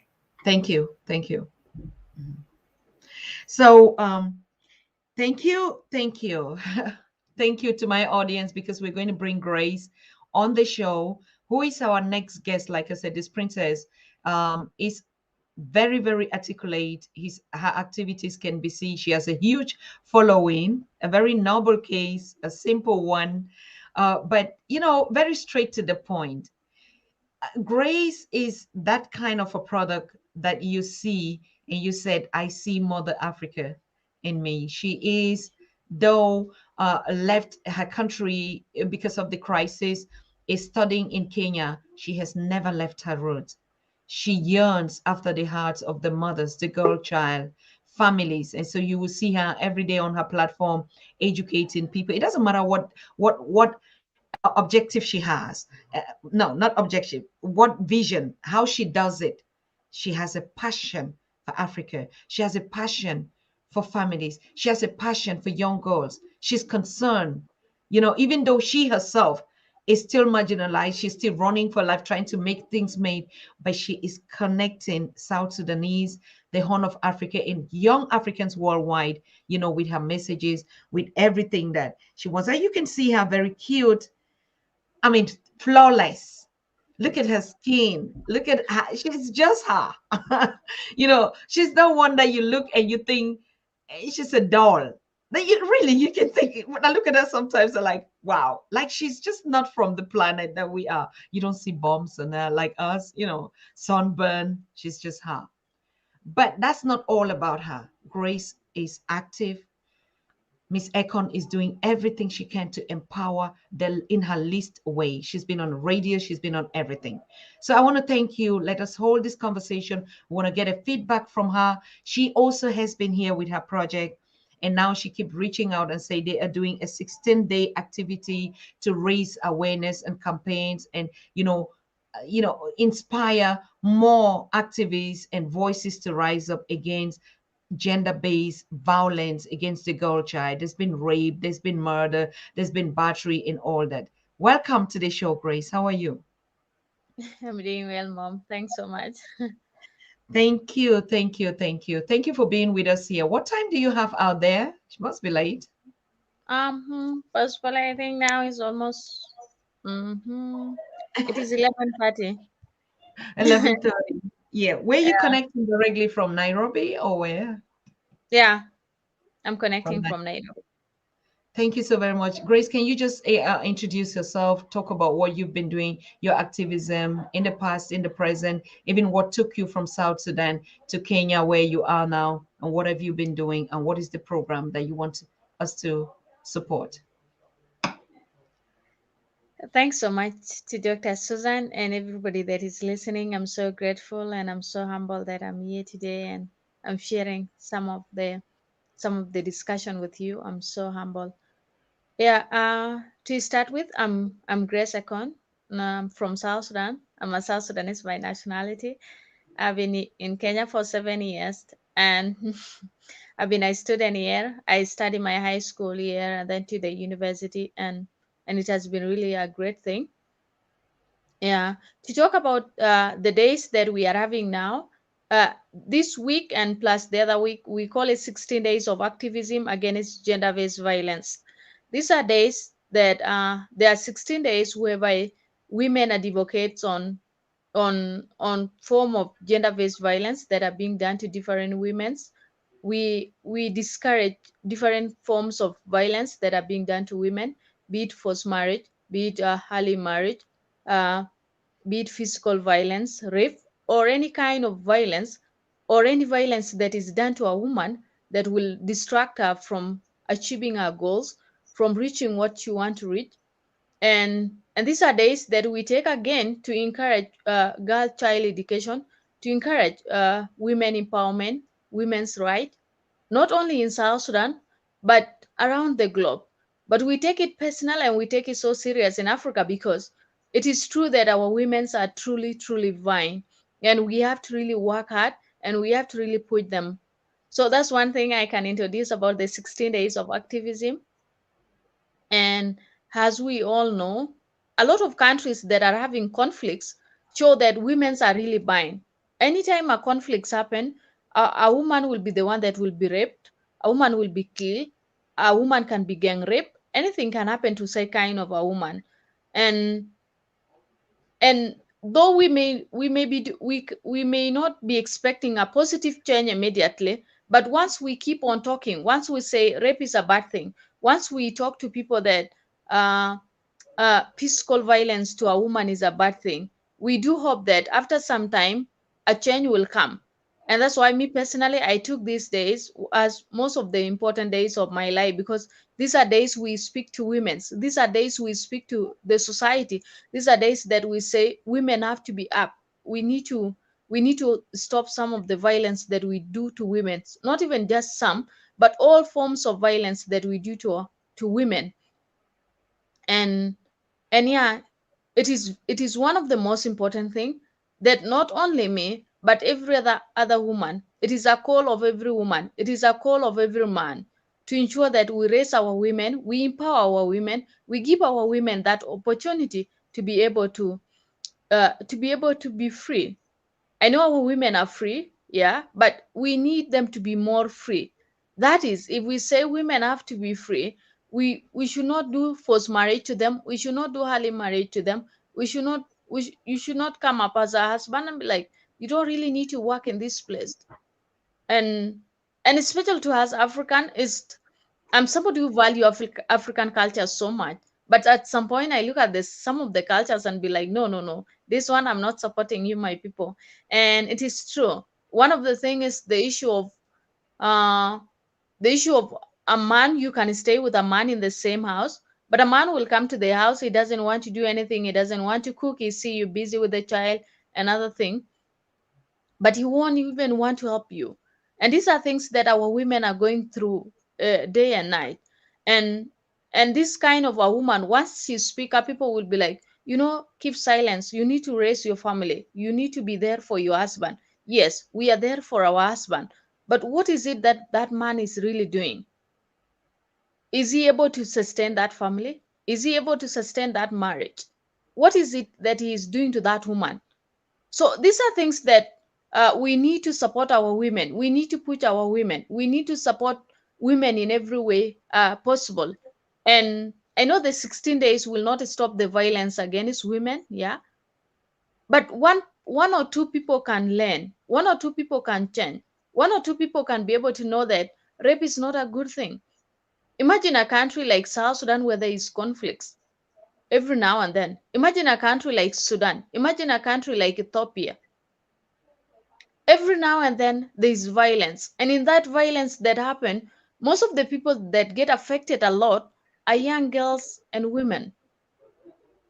I cannot forget the fact that men and young men get affected, but most of the time you find women have been gang raped. Last year there were 7 women who were killed in because somebody was trying to do vengeance. And these are things that women are going through. But if we don't speak up, if we don't talk, and then who is going to do it for us? Especially for Africans. Most of the time, Africans are waiting for a white messiah who will come and be like, save us, save us. Okay, what is it that you are doing? What is it that I'm doing? And these are things that we really need to work at. Though me personally, I don't want a kind of advocacy whereby you want to pressure somebody and let them do it by force. Most of the time when I'm speaking on radios, when I'm writing an article, when I'm presenting something on a newspaper, I always want to put it in a soft way, so that an old man who has never known about what women right is all about will be able to understand. At some point, few of the African women, they're truly fighting for gender equality. But yes, how are you doing it? In a way that we need to do it in a way that people who have never understood what women empowerment is all about should be able to understand. As we push our women, as we stop the issues of rape, as we stop the issues of early marriage, as we stop the issues of forced marriages, there are women and young girls in African homes who are married off at the age of 12 years. They're struggling. They don't know how to anything to do with reproduction is just a problem to them. They cannot even handle family affairs, they cannot handle sexual affairs, they cannot handle anything, simply because they have been taken as kids, like they have been driven off of their life. And these are things that we really need to look critically into. and it's something that is really, really serious. If you look at the project that I'm working on now, last year I was in the country. I spent like 7 months when there was COVID-19 lockdown in Kenya, and our classes were not on. So I went to South Sudan. I tried to travel many rural areas, and then as I was traveling, I realized it is still some of the young girls cannot be able to get sanitary pads. So what do we really have? What do we really have for young girls? As much as we complain, as much as we say we are building Africa, don't we have to start it from the grassroots? This is where we truly have to start from. If a young girl at this age is missing classes, is missing school because she doesn't have a sanitary pads, because she's bleeding, and then if you look at now the way we have sanitary pads and the way we are having condoms, you'll find condoms are at lesser prices. Most of the time you can buy a condom at 20 shilling, yeah, of which me personally I usually buy a sanitary pads of 100 shilling. So we kind of difference with that. And you see, this one is not menstruation is not a choice. It's something that is natural. And imagine a young girl who is missing her classes because she has no sanitary pads. And these are countries that we see they have resources. These are countries we see that, you know, where there is classes, you see somebody is this the country is divided. So these are things that is not only in South Sudan, but I have seen it in several other countries that I have been able to travel to. These are things that young African girls are going through. A young girl at this time is trying to make a cloth so that she can make it as a sanitary pads. How clean is that? And then tomorrow she will have to watch it. Last year I saw a certain organization, a certain international organization was distributing sanitary pads. This one that are washed and then you dry, you wear them tomorrow or next tomorrow. And then I was just imagining these poor girls who are using that. You have to use it today and then watch it the next day. You used it and then you keep it for months or even maybe a year or 2 years. How safe is it for her? So there's so much that is really in the continent. There's so much that is really in Africa. Not because we are poor, but because there are only few people who want to have the resources, and people or forget the other people. So that is uh, the marginalized group of women and girls. They are still there struggling. Let's leave about voices or other things, but it has to start from a grassroots. If Mm. Africa can be able to provide the young girls with sanitary pads, if young girls are able to go to school, the other things can be easier. But yeah, the problem we are facing now is from the grassroots. A girl is not able to go to school because she has no sanitary pads. And then the next day, we hear stories of a young girl has been raped. Another young girl was ambushed on the road. And then this one. And then now you imagine, where are you starting from? You look at yourself, somebody like me who have went through that struggle. I have that willingness to help. I have that willingness to support. But yeah, you can write many projects as much as possible. Not, but you may not be able to get everything that you need. And the only thing you are asking somebody is a sanitary pads. So these are things that me personally, I just look at them, be like, Africa really has work to do. It really have work to do. We really have to work hard, because if our girls at this age are missing classes because of sanitary pads, and then there is really work to be done. There's really work to be done. So yeah, so to come back to the project, this is a project that I'm really working on. I'm really working hard to ensure that I every year I do provide novels, I do provide books, exercise books, and pencil every year. So it's something that I do. It's something I talk to the communities and be like, I need some exercise books, I need some novels, I need some books to give to the poor girls and poor boys. But this year and last year, when I was in South Sudan, I saw this issue of sanitary pads with young girls, and it was really one of the hardest things. So this year, I have changed the plan. I'm working hard to be able to ensure that I get I get sanitary pads and give to the young girls. If I can get up to 3,000, it will means a lot to them. It may not change everything, but yeah, that one day will be of great help. Wow. How do you get it? How do we support you get that? Yeah, the thing is, yeah, now when you're buying sanitary pads, is less than now is $1. So you need $3,000. Yeah, You said 300. it's What? $1. It's not Mhm. like it's $1. So that is like if we are looking for some 10 sanitary pads, you need to give me $10, and then we multiply by we can be like 1,000 times one time is 3,000, so we can get $3,000. So at least from there we can help some young girls. I mean,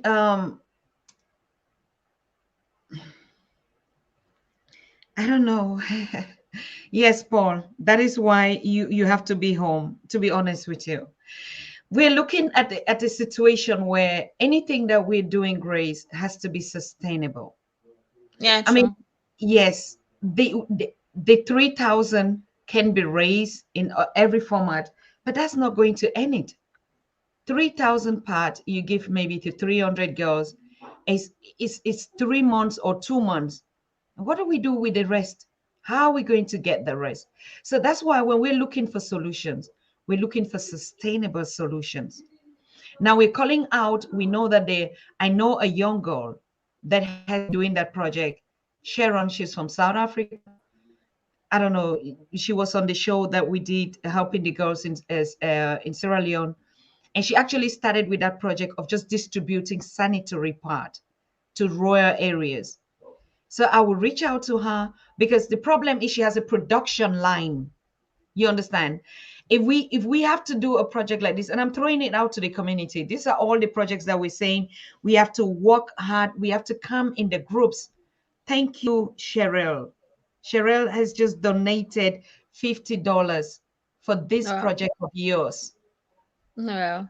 But the issue that I'm still saying is we need, okay, we will start with this one that you're saying, but maybe try and do a research on how do we get a company or some kind of production line, because yes, we're going to support it tomorrow. What about their future? These are girls that are growing up. It is not only in South Sudan, it is not only in Sudan, like you said, even in Kenya, all the rural areas, those are problems that we are having. So yes, we are going to make a donation for that. I would like to put out a plan that you can come up maybe next week. We do an open donation. You understand? Because donating really here is okay, but the taxes are too high. Either we're going to create a GoFund or a Cash App just only for this project. And I'm calling on the community. Please, you already heard her. This is something I don't even know how we have to do it. Let's even start realize this one that she is saying. We have to realize that 3,000 sanitary pads for our girls.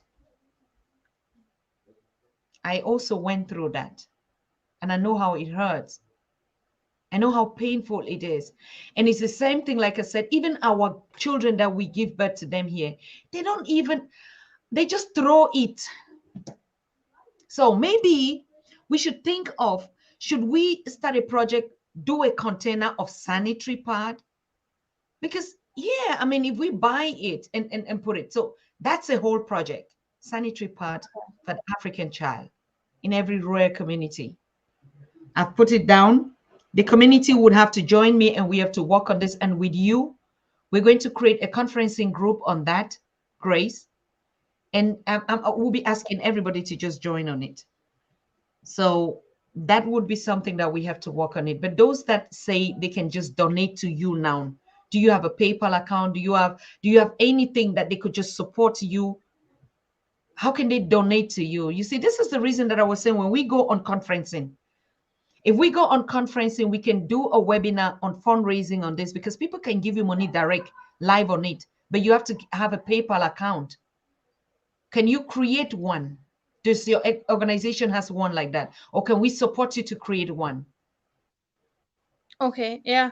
Um, I was having a bank account before, but I canceled it because there was issues to do with it from the bank, and I think that was the issue. I think is something that I need to look into again and make a plan, because nowadays we easily use M-Pesa in Kenya, so we don't focus on banks again and all that. We cancel it.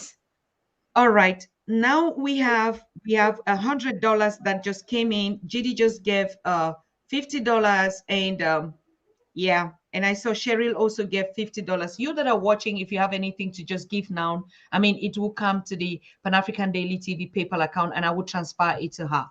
So if you have anything to contribute right now, that she's saying, while we still build that funding, we don't have time. Our girls are bleeding. Just imagine, just the feeling of having it. And exactly, this is one of the point that I'm saying. That's how this, and you see these things, they throw it here, throw it. How wicked can the world be when one part of the world is just suffering, people don't have? And like you said, it's a natural thing, it's unstoppable. These are women that are recreating the earth. Do you know even the blessings when the blood flows out of a mother to water the soil? It is too much of a blessing. Please, if you want to give anything, just give.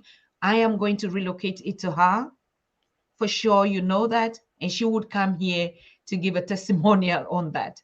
I'm just saying it. We do it. We do it Yeah. even if we don't contribute. Even us, we're going to do it right now as we're speaking.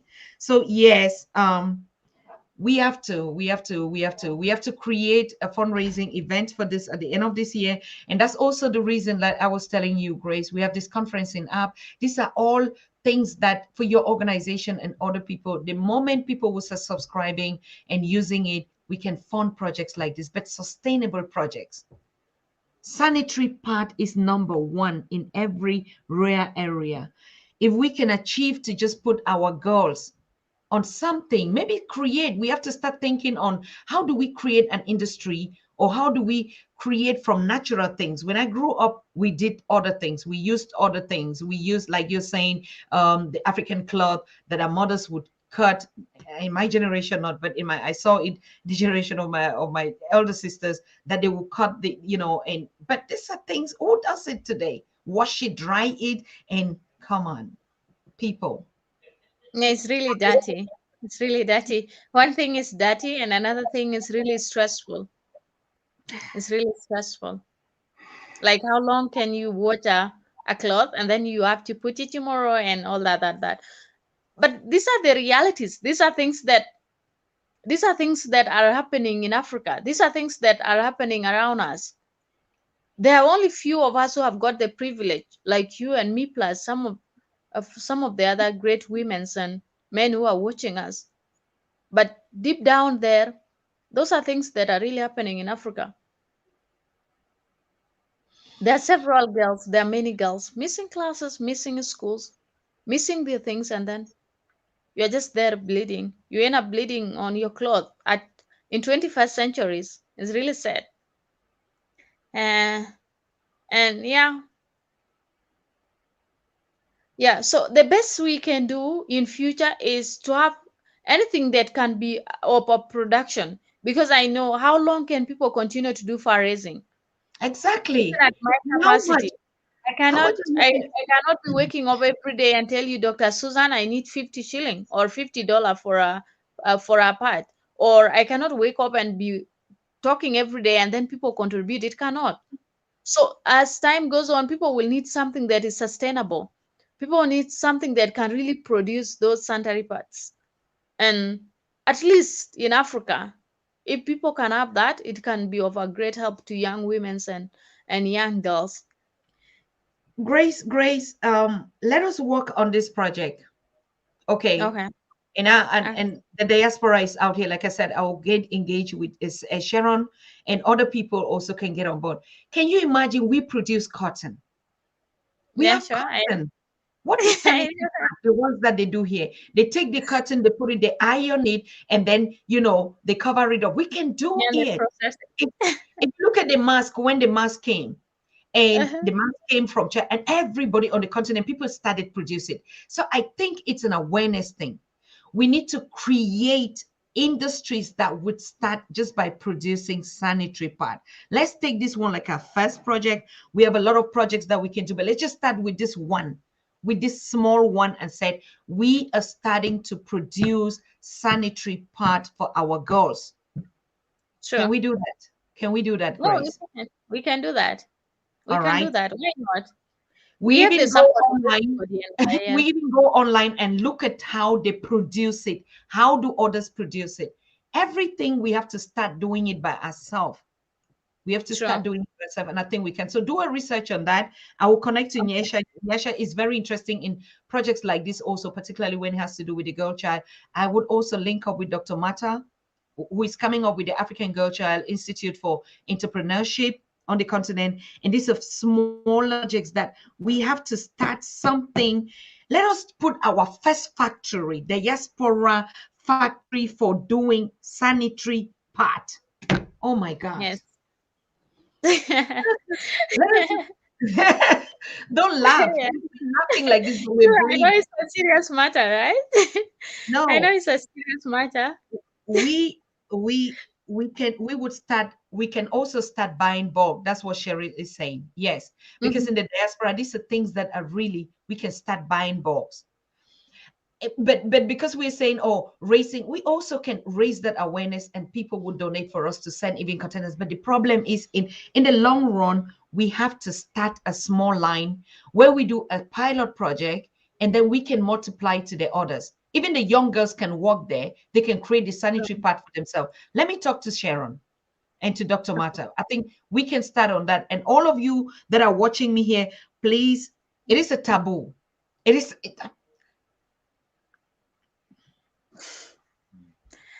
Imagine.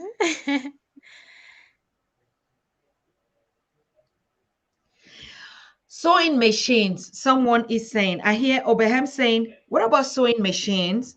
Because if we have sewing Mm-hmm. machines produce, to be honest with you, we can do this. Mm-hmm. I saw, if you look at the product, it's because we have never thought about it. We have Sure. always been taught to buy from others. We can do it. If you look at the way African continent grabbed the production of mask until Yeah. today, they only had to see a piece from what the first samples that were coming from China, and that, and before you know it, the whole continent went into fabric. Even I think Rwanda had factories on that. So why can they not produce a sanitary pad? So first thing we will have to research, is it really that is not produced on the continent, number one. Number two, we know like the products from Sharon, she was doing it through a China connection kind of something. But even if it means that we net up with our brothers and sisters in China that are working in those productions, to get the technology out there, or we just sit and create and imagine what is it that we can use cotton to do. Let us put our brains to work. We are Sure. going to do the donation. Start, first of all, your small project, but please research on the sustainability, because I think that is number one. Before we start building skyscrapers, let us take care of the hygiene and the sanitary part for our girl child. I am Sure. an ambassador for that project. I'm already on it now, Sure. on your project, and every other person. It's a must. It's a must.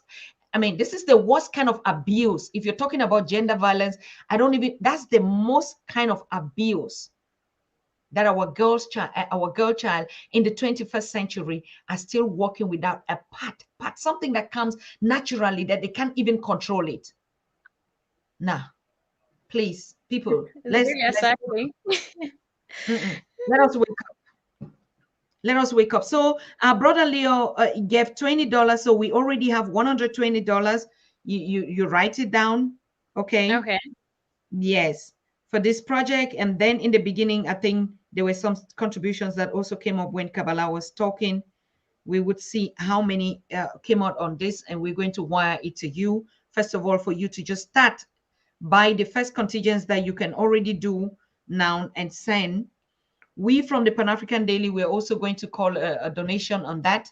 We every other projects that we're going, and we're also going to put our own support so that you can get at least that 3,000 that the 3,000 sanitary pads that you would have to distribute at the end of this year first. But the thing is, we have to think on a way forward. Yeah. Oh boy. Okay. I hear Seeking Truth say Gambia has a manufacturer of paper goods. Paper goods. Mhm. Seeking Truth, can you give us the connection? Can you give us that contact, or we can reach out to Juliet in Gambia to find out? And oh guys, we're still in a dark age, really. So we imagine if people would go to see our girls or our boys in that kind of a condition, and they come, and you think they will respect me and you because we just sit here No. and talk and look nice and write some things and stay? No, no, no, no, come on. I mean, where have we kept that spirit of Ubuntu? Where has it, how on earth did we become so self-centered that we think only about ourselves? No, we're going to do this. We're going to do it. Thank you, Grace, for coming. We have 2 more minutes left for Grace. Grace, what is it that you really want to share with us again as we go? Yeah.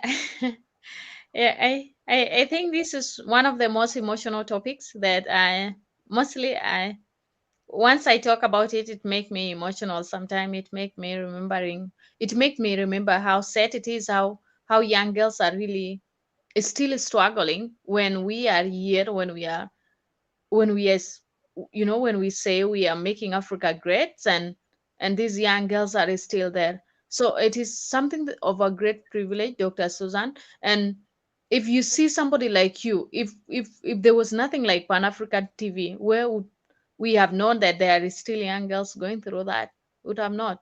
And that's why it is very important to share information, to discuss things, and Africa is going to move forward. I think it just needs time, and it needs commitment of all of us, and let's work on different projects. Let's work to uplift ourselves up. Let's work on, and as we do everything else, let's remember women's are really buying. Women's are still really struggling. They're really going through hell, and they need to be helped.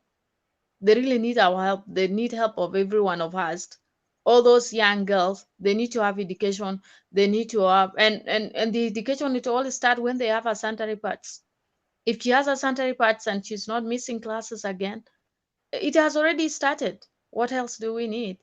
And I'm so grateful, and to everybody that has been here, thanks so much. And we are going to work on the project every day. We are going to bring you update on how it has gone, and what is it that we are doing, and what are the plans, and if there are difficulties, we shall always bring it here and discuss, so that each of you should know and be aware. And to all the women outside there, you are so amazing. You're so beautiful, and you are everything. You are second to God, and to our kings, we love you. We cannot live without you. You know how it is. But yeah, we live with the presence of all of us. There must be a male and a female for this world to succeed. And let's not forget about Africa. Africa is our everything, and this is where we have been, and this is where we shall always be, our ancestors and us. So let's just work hard and make Africa a great place. Let's make Africa a great place. If it did now become a peaceful continent, we will not be. There will be no need of moving to the white people land, and and we just have to work on it. We really have to work on it. And Dr. Susan, you are really doing great. Yeah, you need to keep on pressing it. You don't have to rest. You know how it is. So you don't have to rest. Keep on pressing it until Africa become the continent we want. So Thank thanks you. everybody. Thank you. Yes, Sherry also donated again $50. Thank you so much, Cheryl. I mean, I think this thing has touched your belly. We says touch your stomach, and like any one of us, of course, yes, we're going to channel, the funds that came in, how much is going to come in, and then how much we're still going to, contribute and call out to it. And so you can take care of the small one that we have. But like I said, the major thing is for us to look at how we end this, not just use these cosmetic products, like Yeah, but I know at least even the little that we've done just to provide a girl child or two or 10 is already too much. We start, we're creeping, we're still babies in everything that we do, doing with our infrastructures until we will rise up. So thank you so much for being that voice, for coming to share that problem, that challenge that you see with your girls. It's not about you, but it's about them. And that's what we all about. That's what the Pan African Daily is about. We put ourselves back and we put people first. Yes. Yeah. The little we have, we share with one another. We don't need to have fat accounts. I have nothing. I don't have, even my children don't have a saving. We don't have anything like that. But we live on ourselves and we always have enough. There's nothing that is like, we don't go a day without. So why wouldn't we give? It is our spirit, please. Let us do it and own it and be proud of it. Thank you so much, Grace. Thank you for your work. I appreciate you. Oh, there's $100 that also came from our brother. Brother, it's been long. I've not seen you here. Oh my goodness, Grace. I think you should just wait again for a couple of Kwame Stevens. Thank you so much. Thank you. Thank you, my king. $100 and one Oh my go. God. Thanks. 99.9. Our king's amazing. I mean, they Wow. cannot even watch their own daughters or their sisters or their girl child just go through this. It's painful. It's hard. True. Yes. It doesn't mean that because they give is because you have. Stevens, I know. Cheryl, I know. Leo Wright, I know. It's not because we even just imagine if Beyonce would give, it can solve all that problem. Just imagine Mhm. Mama Oprah. Just imagine others. And I think our message should really go out to them. If you have to tweet them and say, hey, please, guys, we hear that you people are, you know, rich, filthily rich, riding all this, you control even the world economy. You're on the top list. Please help our girls. Help our girls. Let them just have the basic, just the list of what they can. So send this message, send this video to go all around. We share it and share it as we're raising funds. A thanksgiving for our girls as they water our land. Bless us. They are the mothers, the future mothers of Africa. We have to take care of them. Thank you so much for coming, Grace. It's always been a beautiful pleasure and beautiful you. Mm? You Thank in red, beautiful you. you. Thank you. Thank Okay. you, Bless thank the you, thank day. you. Bless the Yes, night and well. thank. And wait a minute, Cheryl is saying give a location to mail, can call the company, have it shipped. Oh, okay. I think Cheryl we will have to handle that because, like Grace, you are in Nairobi. Yeah, So, but the project is in South Sudan. true. And the question is, how do we mail something? For instance, if we want to send a container, I'm just saying, or if there's something like people want to, they are also, guys that are doing like containers, 50 kilos or something like that. That's probably some of the things that we can do, even though in COVID. Do you have something like a logistics that you say, like the brother was saying, they're shipping things from the US to them? Can you receive it in Kenya? Yeah, sure. We do receive through postal office. That's one, and like that is when I'm receiving from here. But yeah, in if something reaches Nairobi here, what I do most of when I'm taking something to South Sudan, especially over my holidays, that's when I that's when I ensure that I take things that I want to give to the young girls and young boys. So especially now for this project of December, I'm planning to be there by the end of the month. That's like I'm trying to gather things, and then when they are all ready, I put them to a Simba coach, and then I go with them, and then I go to the villages, distribute to the young girls, and so that's how Okay, it is done. okay, understood. All right. Thank you. Good, beautiful. Thank you for that message. We would have you again on the show, let's say Sunday after this one or before the end of the month. Make time for it. You know, Okay. yes, the transfers, I will do it to you first to start out on that. And then let's just see what comes in again on how we can do that. Then we could have been doing something like a Thanksgiving, fundraising for this project only. It is a Okay. wonderful thing to do. All right. Thank you so much, Grace. Yeah, We keep in Thank touch. you, Dr. And Suzanne. of course, you're my baby, you know it. I know, I know. I know. Thanks to everybody who has contributed. Please, you have put smile on their faces, and I know it's not something that is easy. I know we don't really have, but we are giving because these are our girls, these are our daughters. And thanks so much. I'm so grateful, and we are so grateful. Thanks so much. You have changed the lives of those young girls. They will know that there are people outside there who are thinking about them, who are having them in their hearts, and though they may not be seeing you people physically, but in Mhm, their mind and in their heart, they will know that there are people who are thinking about them. And that is the true spirit of Africa. mhm, Thanks mhm. so much, everybody. Thanks so much. I'm so grateful. And I'm really so humble. Thank you, Grace. And we see ourselves again anytime soon. Bye bye. Good night. Thank Our love out there. Okay. I'll get in touch with you tomorrow. All right. Okay, Mom. Bye. Okay. Yes, bye. Thank you. Thank you too to my beautiful family out here. That's what we do every evening. It doesn't matter how we have, what we have. And you know that the more we give, the more our heart and the more our prayers are also receive. I want to thank you, Cheryl. You're saying that, yes, this is one of the projects that we have to focus on. And I do agree. Yes, this is one of the projects that we have to focus on. You, call it that fundraising for our girls in this December. And I think we should be doing it on a daily basis. Even tomorrow, we are having Professor James Small that is coming live to give us a feedback on what he's been going through, and also to empower us, to give us more reason why we should keep this movement going. So Professor James is coming tomorrow. On Friday, we're going to have Dr.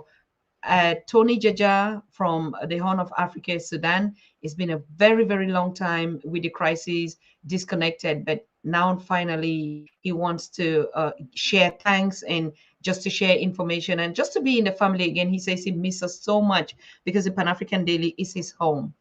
Then on Saturday, we're going to have our brother Gabriel Christian, who was here with us, very articulate, and he has more information to share with us, very important.